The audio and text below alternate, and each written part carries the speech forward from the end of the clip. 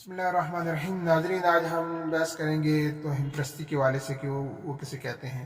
توہین پرستی کی تعریف یہ ہے کہ جہالت یا خوف کی بنا پر غیر عقلی عقائد پر یقین رکھنا یا غیر حقیقی باتوں پر اعتقاد کا اظہار کرنا۔ اور یہ عجیب معاملہ ہے کہ یہ توہین پرستی نہ صرف کم پڑھے لکھے یا ان پڑھ لوگوں یا جاہل لوگوں کا یہ کام ہے، بلکہ پڑھے لکھے لوگوں میں بھی یہ انتہائی زیادہ ہے، اور یہ مزید اس میں ترقی کر رہی ہے، اور لوگوں کے یہ احساس ہی نہیں ہے کہ جو اتنے زیادہ پڑھ لکھ جاتے ہیں وہ بھی اپنی عقل سے کام لے سکیں، بلکہ عجیب قسم کے نظریات، عجیب قسم کے خیالات کا مجموعہ ان کی زندگی بنی ہوئی ہے، اور اسی پر وہ اعتقاد رکھے ہوئے ہیں۔ بعض لوگ کسی خاص دن کو منحوس خیال کرتے ہیں، جیسا کہ اسپین میں لوگ کہ منگل والے دن اگر 13 تاریخ مہینے کی 13 تاریخ آ جائے تو اسے انتہائی منحوس خیال کرتے ہیں۔ روس میں اگر کوئی خالی بالٹی لے کر جائے تو اسے بھی بدشگونی سے تعبیر کیا جاتا ہے۔ چائنا میں 8 کا ہندسہ جو ہے وہ خوش قسمتی یا خوش بختی کی علامت ہے، لیکن دوسری طرف 4 کا ہندسہ ان کے نزدیک جو ہے وہ منحوس خیال کیا جاتا ہے۔ حتیٰ کہ بعض لوگ اپنے مکان جب وہ تعمیر کرتے ہیں کہ تو 4تھی منزل بھی وہ تعمیر نہیں کرتے۔ اسی طرح فن لینڈ میں اگر مکڑی کو مارا جائے تو وہ یہ سمجھتے ہیں کہ اس کے ذریعے جو ہے وہ بارش ہوگی۔ مصر میں اگر خالی کینچی انسان اس کو چلاتا رہے تو وہ اس کو بھی بدشگونی کی علامت وہ سمجھا جاتا ہے، اور کہتے ہیں کہ اس سے روحیں جو ہے وہ فضا میں جو بھٹک رہی ہیں وہ زخمی ہو جاتی ہیں، اور وہ پھر ہمارے لیے وہ مسائل کا شکار کرتی ہیں۔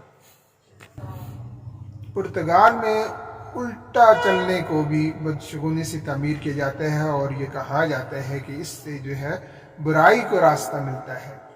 سوئٹزرلینڈ اور نیدرلینڈ میں جو ہے شادی کے بعد صنوبر کا درخت لگانے کو خوش بختی کی علامت تصور کیا جاتا ہے، اور یہ سمجھا جاتا ہے کہ اس سے ہماری ازدواجی زندگی جو ہے وہ خوشگوار گزرے گی۔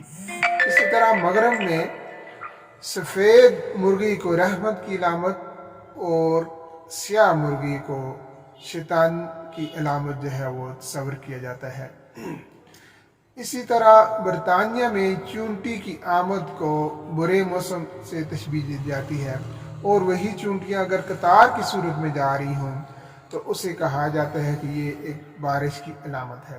اس طرح آئرلینڈ میں جب کسی کی شادی ہوتی ہے تو دلہن جو ہے وہ زیورات کے ساتھ ساتھ ایک چھوٹی سی گھنٹی کو بھی آویزہ رکھنا وہ پسند کرتی ہے، اور یہ کہتی ہے کہ اس سے ہماری زندگی جو ہے وہ مزید اچھی گزرے گی۔ اس طرح مختلف لوگوں کے اندر جو ہے وہ اعلیٰ تعلیم یافتہ جو لوگ ہیں ان میں بدشگونی پائی جاتی ہے، اور یہ حیرت کا معاملہ ہے۔ ہمارے مسلمان طبقہ جو ہے اور جو ہماری اسلامی تعلیمات جو ہیں وہ بدشگونی کے سخت خلاف ہیں، اور کوئی دن کوئی مہینہ اسے منحوس نہیں خیال کیا جاتا، اور نہ ہی اس سے کوئی تعبیر لی جاتی ہے۔ اور کہا جاتا ہے کہ برصغیر کے مسلمانوں میں جو بدشگونی آئی ہے وہ ہندوؤں کے ساتھ رہنے سے آئی ہے، کیونکہ ان کے اندر جو ہے وہ لاتعداد بدشگونی کی علامتیں ہیں، اور یہی وجہ ہے کہ ہمارے ہاں اگر بلی کسی کو راستے میں مل جائے، خاص خصوصاً کالی بلی، تو اسے پسند نہیں کیا جاتا۔ شیشہ اگر ٹوٹ جائے تو یہ بھی منحوس خیال کیا جاتا ہے۔ دودھ اگر گر جائے ابلتا ہوا اسے بھی اچھا نہیں سمجھا جاتا، اور یہ کہا جاتا ہے کہ اس سے کوئی نہ کوئی انسان پر مصیبت آ سکتی ہے۔ مرد کی دائیں آنکھ اگر پھڑک جائے اور عورت کی بائیں آنکھ تو اسے بھی اچھی علامت سمجھا جاتا ہے، اور اگر دائیں ہاتھ کو خارش ہو جائے تو کہا جاتا ہے کہ اس سے دولت آئے گی۔ اسی طرح مغرب کے بعد جھاڑو دینا یا جھاڑو کو اوپر کی طرف کھڑا کرنا بھی اچھا نہیں سمجھا جاتا۔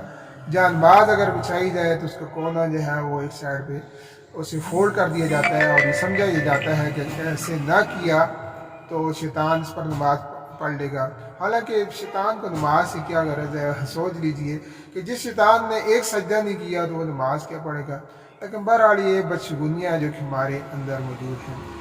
اسی طرح طوطے سے ہمارے مسلمان فعال نکالتے ہیں، نجومی اور کائن کے پاس جاتے ہیں، اور یہ ساری باتیں اسلام کے خلاف ہیں.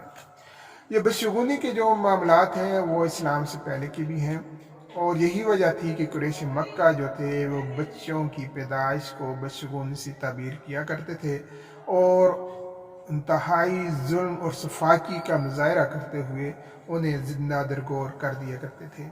اسی طرح سورج گرہن کو بھی وہ بدشگونی کی علامت کہا کرتے تھے، اور دروازے کے ذریعے داخل ہونے کی بجائے دیوار پھلانگ کر پچھلے دروازے سے داخل ہونے کو یا پچھلے راستے سے آنے کو وہ اچھی علامت سمجھا کرتے تھے.